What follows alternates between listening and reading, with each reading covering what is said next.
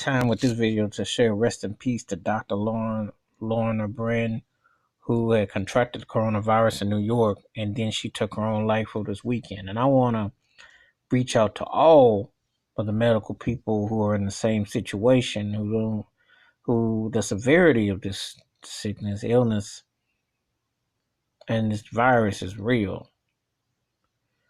The sickness of that, people who don't understand it, the illness of it, or how it impacts your mind, spirit, and soul, and the overall view of people who take it lightly.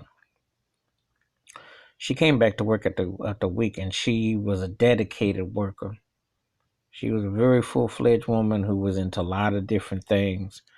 And when you read about her, hear about her, she was very renaissance into a lot of different things. The unfortunate reality is that this virus got to her emotionally, and it didn't seem to be any end in sight. And then when you factor in the ineptness that's coming out of Washington and all the other factors in New York, it's got to be mind blowing to know the reality. It's really tough. I saw her father being interviewed on CNN and Chris Como, and it was a very good interview. And yeah, you got to feel for her father because his daughter's. When you use your children before you, that's powerful. And in light of what's going on with this pandemic and the realities of it, it's heart wrenching.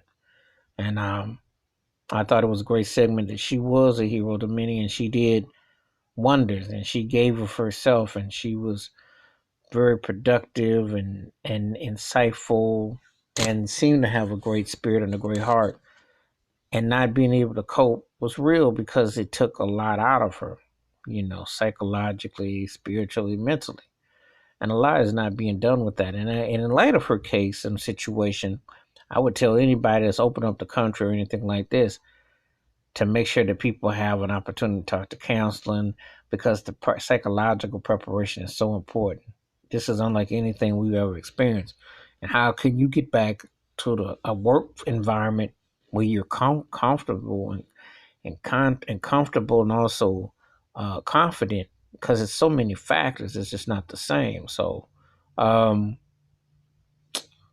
just wanted to express a rest in peace to her and what she meant, and thoughts and prayers with her father, family, and friends. It was a tragedy, and it's a reality. That done part of it that's not talked about.